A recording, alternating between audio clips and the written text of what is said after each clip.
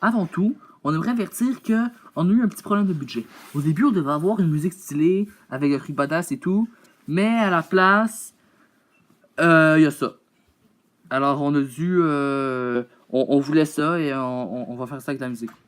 Ta, ta, ta, ta, ta, ta, ta, ta, ta, Bonjour et ta, ta, bienvenue ta, à Nouvelle-France Académie. Dans cette émission, nous verrons comment habitaient les gens à l'époque de la Nouvelle-France. Pour commencer, voici nos candidats.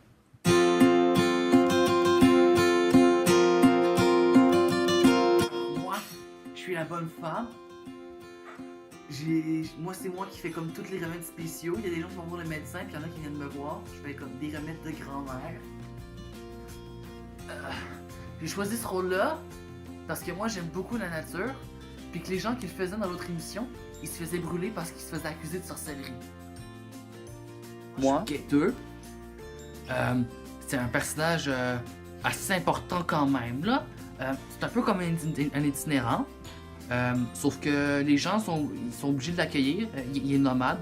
Ils sont obligés de l'accueillir parce que ben, s'ils l'accueillent pas, ils sont mal vus. Fait que genre il va dans des maisons des gens la nuit.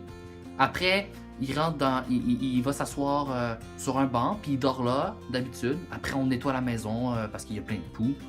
Ben, moi, j'ai pas de poux. J'ai choisi ce personnage-là parce que ça ne tentait pas de rester là pendant un an dans un endroit qui ressemble à Nouvelle-France. Pas de dentifrice, puis pas de iPad, puis pas de YouTube, pas de Snapchat, pas de tout. Fait que j'ai fait ça parce que je voulais juste passer de temps en temps. Moi, je suis le curé. C'est moi qui fais le sermon dimanche, puis qui m'occupe de faire en sorte que les biens se rendent jusqu'à la fabrique. Je m'occupe de faire le confessionnal, puis m'occuper de tout ce qui a rapport à l'église. Puis c'est très important parce que les gens viennent souvent me voir pour me demander conseils parce que on dit que j'ai des pouvoirs occultes, que j'ai un peu de la magie de Dieu. Ah, et si j'ai choisi ce rôle-là, c'est parce que le seul autre rôle qui me restait, c'était le bonhomme 7 heures. Alors j'ai choisi ça. Moi, je suis le médecin de campagne. Je suis un personnage assez important parce que je m'occupe de soigner les gens. Il y a des gens qui vont voir la bonne femme, mais mes remèdes sont aussi très efficaces. Je suis très généreux parce que je m'occupe des gens qui n'ont pas beaucoup d'argent.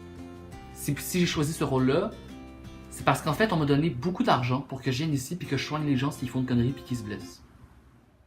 Voici maintenant quelques personnages et légendes célèbres. Il y a le bonhomme 7 heures, le célèbre monstre qui mange les enfants s'ils ne se couchent pas avant 7 heures, et qui vient de l'anglais bone setter, soit celui qui remettait en place les os des blessés, ce qui produisait des cris et faisait peur aux enfants.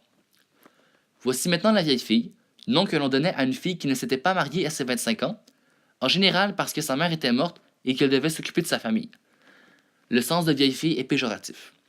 Voici encore l'inspecteur d'école qui vérifiait si les professeurs faisaient bien leur travail. Si les élèves faisaient trop d'erreurs, c'est l'enseignant qui écopait. Voici finalement la légende de la marmotte, selon laquelle si elle voyait son ombre en sortant de son terrier en hiver et qu'effrayée, elle y retournait, l'hiver repartait pour 40 jours. Cette tradition païenne a été remplacée par le chandeleur, une fête où des crêpes étant données, symbolisant le soleil. Le premier épisode portera sur les jurons. C'est pourquoi je vais vous en parler un petit peu. Pour commencer, les jurons étaient surtout par exemple, au nom de Dieu ou je jure sur Dieu que des choses très chrétiennes.